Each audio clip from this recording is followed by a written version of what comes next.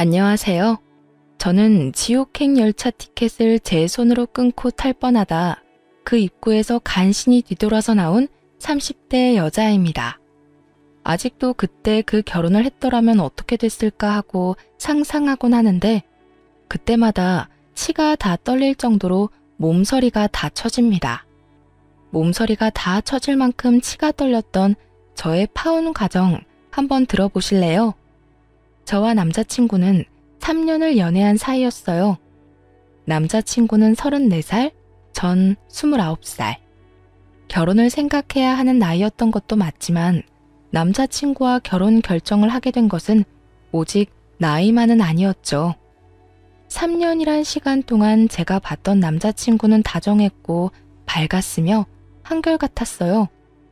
훗날 이런 남자가 내 아이의 아빠가 된다면 더없이 좋겠다는 생각을 하는 순간들이 많았고 그런 생각들이 짙어질수록 결혼이라는 단어가 낯설지 않게 느껴졌습니다.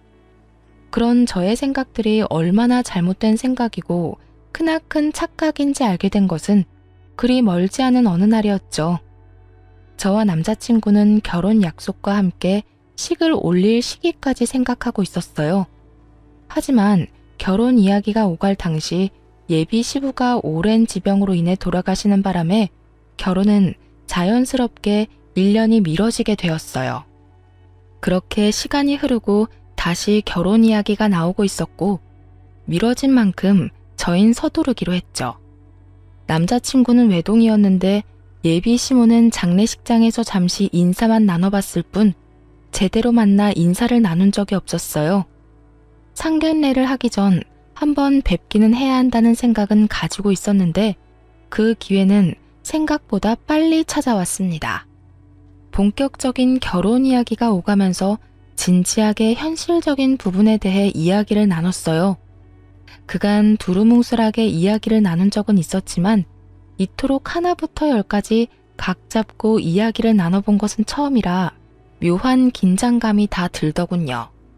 그렇게 시작된 이야기는 가장 중요한 집부터 시작됐어요. 자기랑 나랑 가진 돈으로 집은 어느 정도 해결되지 않을까? 물론 대출은 조금 껴야겠지만 이 정도 대출은 둘이 갚으면 금방일 것 같은데 어때? 괜찮긴 한데 사실은 우리 엄마가 신혼집으로 미리 마련한 집이 있다고 하시더라고. 자기만 괜찮다면 거기는 어때? 아, 정말? 집을 사서 오라는 것도 아니고 사두신 집이 있다는데 뭘 물어. 그냥 감사합니다 하고 들어가서 살면 되지. 그러면 내가 가정가구 마련하면 되지? 남는 돈은 어머니 드리든가 하자. 그러면 일단 집부터 좀 봐야겠네. 분위기도 좀 봐야 하고. 수리할 곳이나 인테리어 필요한 곳 있으면 미리미리 해야 하니까. 아무래도 그렇겠지. 그러면 내가 엄마한테 정확한 위치 물어볼게. 사실 나도 자세히 못 들어서 정확한 위치는 몰라서 말이야. 응. 그러면 저녁에 연락해줘. 그렇게 저흰 집은 미뤄두고 다른 이야기를 나누며 의견을 조율해갔고 생각보다 그 과정은 순조로웠어요.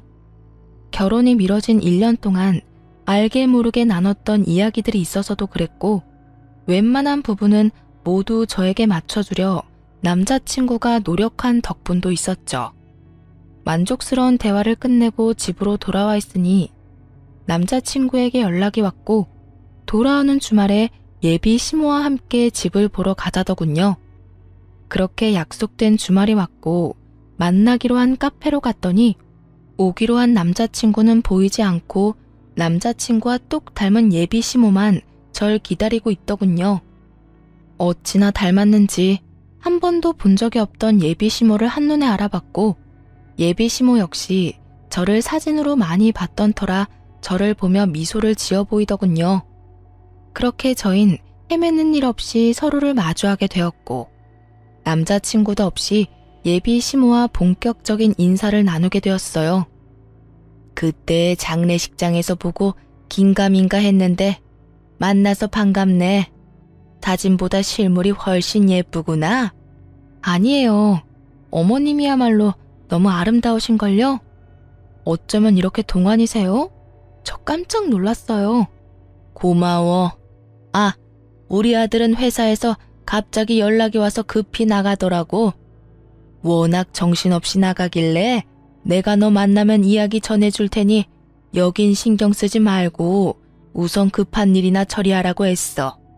그러니 연락 안 줬다고 섭섭해하지 말고. 아, 그럼요. 그럴 수도 있죠.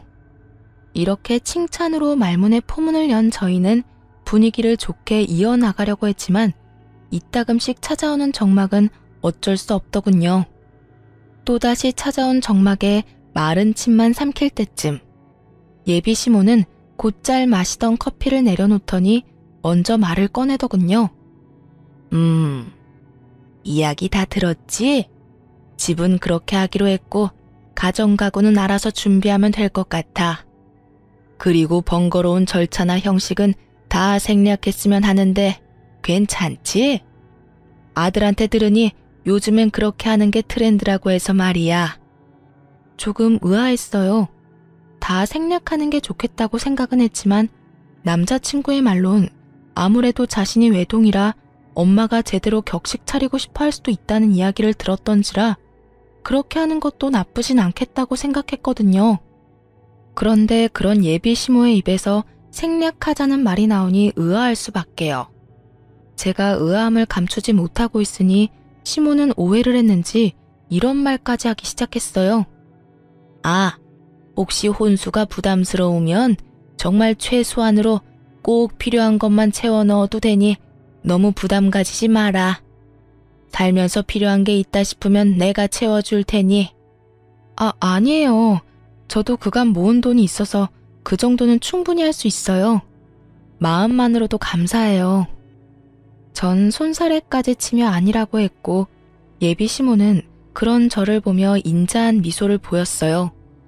그 후로도 많은 대화를 나눴고 전 생각보다는 예비 시모가 괜찮은 분 같다는 생각을 하며 신혼집으로 향하게 되었죠. 그런데 신혼집에 가까워지면 질수록 참 이상하더군요. 분명 남자친구와 제가 살게 될 신혼집으로 간다고 들었는데 예비 시모의 차는 남자친구의 집을 향해 달리고 있었으니까요. 이윽고 예비 시모의 차가 멈춰선 곳은 다름 아닌 익숙한 아파트의 지하 주차장이었어요. 제가 매번 남자친구를 기다렸던 아파트 입구였죠. 3,000세대가 넘는 아파트였는데 심지어 그 집과 같은 동에 살게 된다는 걸 깨달았을 땐 이게 무슨 상황인가 싶더군요. 일단 전 아무 말도 하지 않고 엘리베이터에 몸을 실었고 엘리베이터가 같은 층에 멈춰섰을 땐 당혹스러움을 감출 길이 없었습니다. 그런 제 표정을 본 시모는 걱정하지 말라는 말과 함께 이렇게 말하더라고요. 아, 무슨 생각하는 줄 알겠는데 같이 사는 건 아니니까 그런 걱정은 하지 마렴. 이렇게 말한 시모가 빙그르 웃으며 바로 옆집의 문을 여는데 솔직히 지금 뭐 하자는 건가 싶더라고요. 이건 거의 같은 집에 산다고 봐야 무방하지 않을까요? 같은 아파트, 같은 동인 것도 모자라 옆집이라는 사실을 정말 남자친구가 몰랐을까 하는 생각과 함께 이 난관을 어떻게 헤쳐나가야 하나 당황스럽기만 했죠. 사실 혼자 되신 지 1년밖에 되지 않는 예비 시모를 생각해 신혼집은 되도록이면 예비 시댁에서 가까운 곳에 마련하는 것도 괜찮겠다는 생각은 했었거든요. 하지만 그건 어디까지나 가까운 곳이지 이렇게 같이 살다시피 하는 곳은 전혀 아니었어요. 그렇게 정신을 차려보니 집 아니었고 도저히 표정 관리가 되지 않았던 저는 일단 화장실에 도망치다시피 들어와 버렸어요. 거울을 보니 제 표정이 정말 가관이더군요. 그 순간 배에서 익숙한 고통이 느껴지며 직감적으로 한 달에 한 번 걸리는 마법의 날이 시작됨을 알게 되었어요. 하필 가방은 거실에 두었고 얼른 가방에 넣어둔 위생용품을 찾기 위해 조용히 화장실 문을 열고 나갔죠. 거실 쪽 베란다에서 창밖을 바라보며 예비 시모가 통화를 하고 있더군요. 중요한 전화라 굳이 베란다에서 통화하나 보다 싶어 조용히 가방만 꺼내가려고 했는데 그 순간 아들이라는 단어를 듣고 저도 모르게 귀를 쫑긋 세우고 말았어요. 아들, 그렇지 않아도 집 보여주고 있어. 반응? 어쩌기는 뭘 어때? 내 생각대로 입이 찢어지게 좋아하고 있어. 뭐 집도 넓고 좋으니 자기가 안 좋아하고 배겨? 아파트 단지로 들어서고 난 후 입이 찢어지게 좋아하기는커녕 미소 한 번 보인 적이 없었는데 어떤 모습을 보고 저딴 이야기를 전하는지 모르겠더군요. 그 이야기만으로도 충분히 어이가 없는데 더 어이없는 말들이 제 귀에 들리기 시작했어요. 애까지 게 시댁 옆이라고 싫어하면 어쩔 거야? 너희 결혼한다고 진작 소문 다 나지 않았니? 그래, 그러니까. 그렇게 소문 다 난 마당에 파혼이라도 해봐라. 누구 손해일 것 같아? 남자는 아무 문제 없어도 여자는 그렇지도 않아. 온갖 추잡한 소문은 다 끌어안고 살아야 할 텐데 자기가 결혼 안 하고 배기겠어? 아우, 그리고 아들, 넌 도대체 눈이 어디 달린 거니? 여자 보는 안목 좀 키울 순 없어? 이 엄마는 얼굴 보고 깜짝 놀랐다. 명색에 우리 집 며느리 된다는 애 꼴이 그게 뭐야 도대체?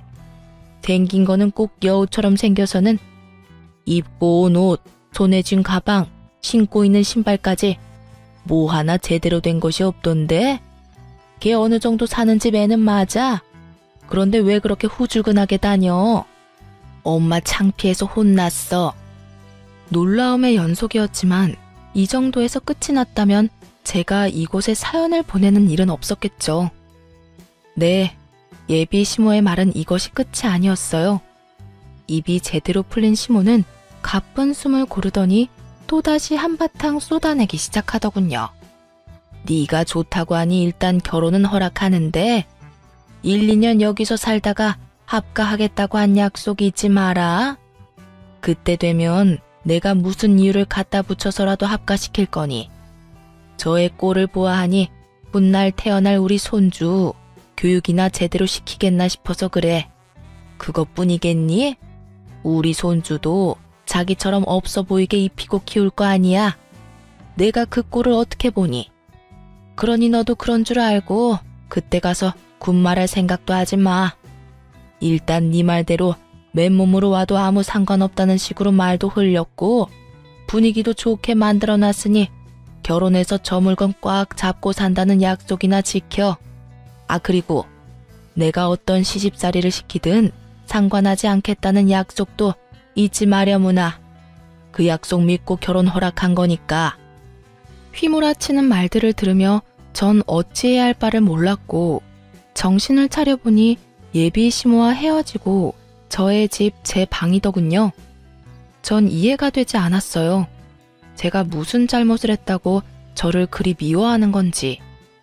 아니, 애초에 장례식장에서의 그 짧은 만남을 제외하곤 인사한 건 오늘이 처음이었는데 제 모든 것이 싫다고 할 만큼 미움받을 틈이 있었나 싶더군요. 전 곱씹고 또 곱씹어도 저에겐 어떤 잘못도 없었고 생각하고 또 생각해도 이건 아니라는 생각이 강하게 들었어요. 그렇게 한참을 생각에 잠겨 있는데 엄마가 조심스럽게 제 방으로 들어오더라고요. 걱정이 가득한 표정의 엄마. 당연했어요. 집을 보고 오겠다며 신나서 나간 딸이 넋이 나간 것도 모자라 잔뜩 굳은 표정으로 돌아왔으니 말이에요.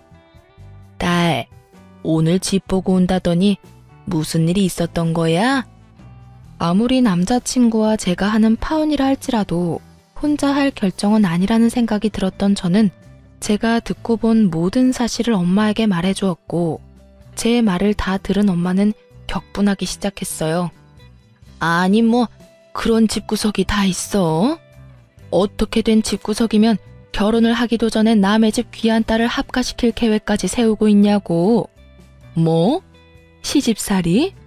자기가 뭔데 내 딸한테 시집살이를 시켜? 그니까 나도 깜짝 놀랐어. 카페에서 이야기 나눌 때까지만 해도 전혀 그런 사람이 아니었거든? 그런데 남자친구랑 통화하면서 그런 말을 하는데 순간적이지만 같은 사람이 맞나 하는 생각까지 들었어. 그 애미의 그 아들이란 말이 이런 경우에 쓰는 말인가 보다. 자기 엄마가 그런 생각을 하면 뜯어말릴 생각을 해야지. 한 가정의 가장이 되겠다는 놈이 좋아서 같이 짝짝꿍하는 꼴이라니. 너 이 결혼 안 할 거지? 아무리 생각해도 아닌 것 같아. 그래, 이혼보단 파혼이야. 요즘 세상의 파혼은 흠도 아니야. 동거하다 찢어지는 사람들도 수두룩인 세상에 파혼이 무슨 흠이나 되겠어? 알고 있어. 그런 걱정은 하지도 않았고. 그래. 아휴, 파혼할 때 하더라도 상견례 자리는 마련해. 그 뻔뻔한 여자 얼굴은 한번 봐야겠으니. 파혼까지 하는 마당에 굳이? 왜 그런 시간 낭비를 해야 해? 시간 낭비되지 않게 알찬 시간 보내고 올 거니까 넌 잔말 말고 자리나 마련해. 그 순간 엄마의 눈은 반짝이고 있었고 전 엄마의 말대로 상견례 약속까지 잡게 되었어요. 상견례 날이 다가오고 모든 사실을 전해들은 아빠가 역정을 내며 그 집구석 박살을 내버리겠다고 한바탕 난리가 났더랬죠. 딸바보 아빠가 제 앞에서 그렇게 화낸 걸 본 적이 없었는데 엄마의 눈빛에 다시 순한 양이 되어선 엄마와 저만 상견례 자리로 향하게 되었죠. 아빠가 참석하지 않은 사실을 당일에야 알게 된 예비시모는 눈에 보일 정도로 인상을 찌푸리고 있었지만 그 온화한 말투는 잃지 않고 있더군요. 엄마는 예비시모의 모든 말들을 건성으로 대답한 채 주문을 했고 주문을 마친 엄마는 준비한 말들을 쏟아내기 시작했어요. 애들 신혼집 이야기는 들었습니다만 제 생각엔 34평은 좀 작은 것 같네요. 그러지 말고 이렇게 하는 건 어떨까요? 저희도 놀고 있는 집이 한 채 있는데 그 집에서 애들 시작하게 하는 걸로요. 엄마는 손을 닦고 있던 물수건을 내려놓으며 말했고 시모는 당황한 듯 눈썹을 들썩이며 답을 하더군요. 예? 34평이면 둘이 살기엔 부족함이 없을 텐데요. 아니 평수는 떠나서 위치도 좋고 집값도 꽤 나가는 곳이라 미리 받아두면 애들 앞으로 사는데도 도움이 될 겁니다. 그러니 집은 원래 계획대로 하는 게 좋을 것 같네요. 그런 거라면 걱정하지 않으셔도 되는 게 저희가 가지고 있는 집도 가격은 만만치 않아서요. 위치가 어디쯤인가요? 아시죠? 땡땡동의 땡땡땡 아파트. 거기 50평대라 살기는 더 좋을 거예요. 위치가 더 좋은 건 물론이고요. 이 정도는 돼야 애들 앞날에 도움 정도는 되지 않을까요? 누가 봐도 제 말이 맞을 텐데요. 엄마는 작정을 한 듯 눈 한 번 피하지 않고 예비시모의 말에 대응하고 나섰고 예비시모는 이런 상황은 전혀 예상하지 못한 듯 차가운 물만 마시고 있더군요. 어느 아파트인지 들은 남자친구가 적잖게 당황한 듯 말까지 더듬기 시작했죠. 거기 혹시 미연이가 지금 사는 곳 아니에요? 왜 아니야? 맞아. 내가 말한 노는 집이 사실은 우리 집 위층이야. 층간소음 때문에 고생 꽤 했었는데 윗집 이사 간다는 소식 듣고 그냥 사버렸거든. 와봤으니 알 테지만 전망도 좋고 교통편도 좋고 여러모로 지금 계획하고 있는 집보단 낫지 않겠어? 그래요. 엄마가 말한 빈집은 저희 집 위층으로 엄마의 말대로 꽤 긴 시간 층간소음으로 고생을 하고 있었는데 윗집이 나간다는 소식과 함께 그냥 그 집을 사버렸던 것이었습니다.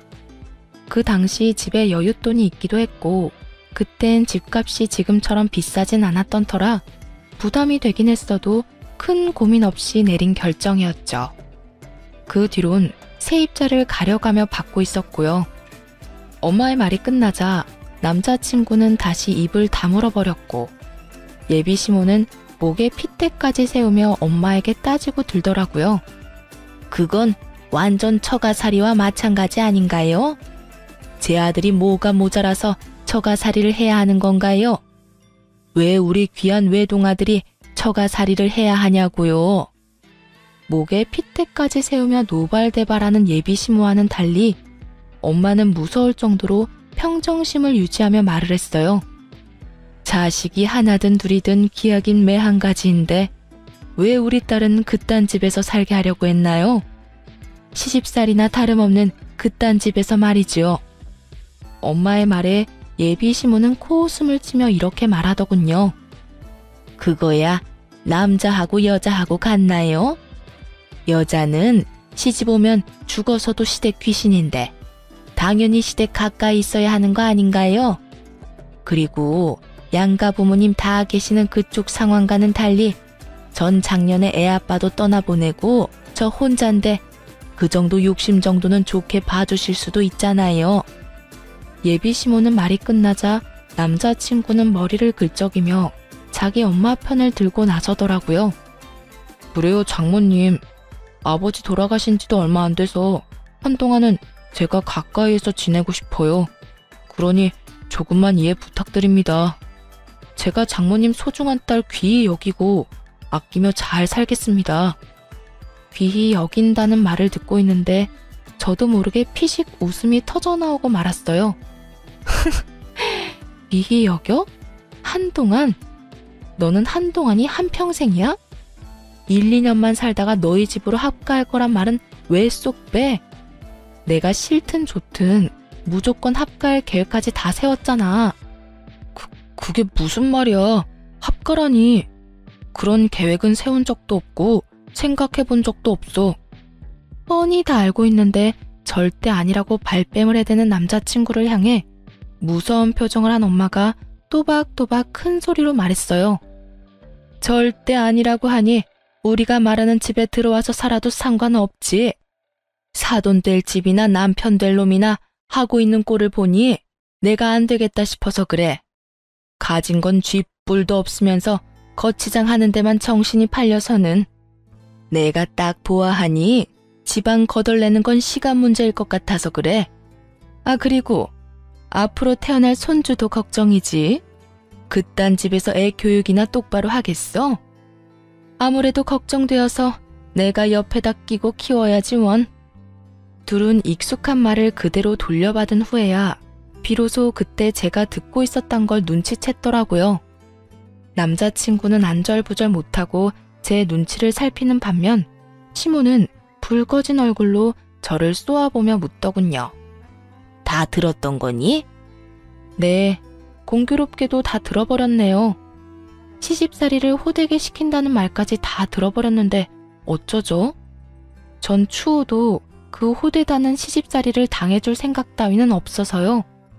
이 음흉한 년, 어디서 보고 배운 것 없이 남의 통 하나 엿들어? 하여튼 이래서 가정교육이 중요하다니까. 예비 시모는 욕설까지 섞으며 저에게 화를 내기 시작했고 그런 모습을 그냥 두고 보고만 있을 저희 엄마가 아니었습니다.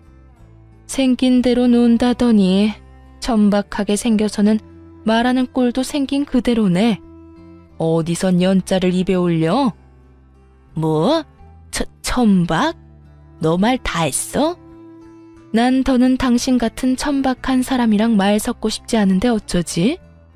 너 이제 어떻게 할 거야? 내 딸이랑 결혼할 거야 말 거야? 엄마는 궁시렁대고 있는 예비 시모를 무시한 채 남자친구에게 물었고 우물쭈물 눈치만 살피던 남자친구는 고개를 푹 숙인 채 이렇게 말하더군요. 장모님 뜻에 따르겠습니다.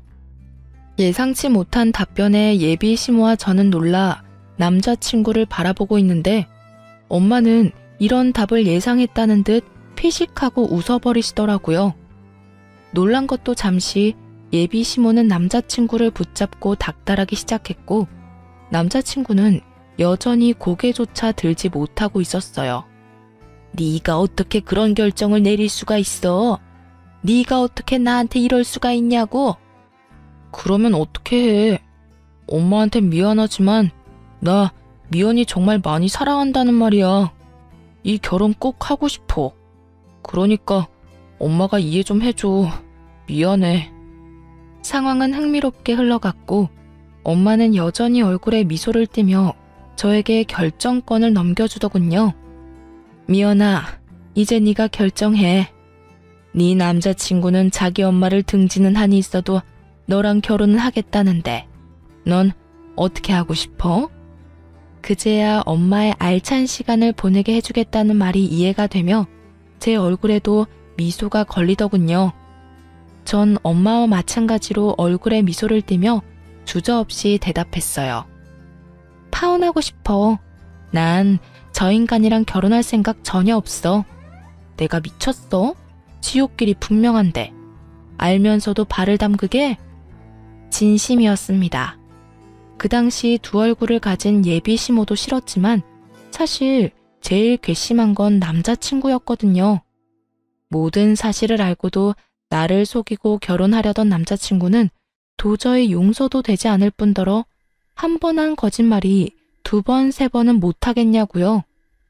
시집살이 시키려는 시모와 온갖 거짓말로 엄마 편만 들여는 남편의 모습이 뻔히 그려지는데 제 앞날을 알고도 파혼을 선택하지 않을 이유는 없더라고요.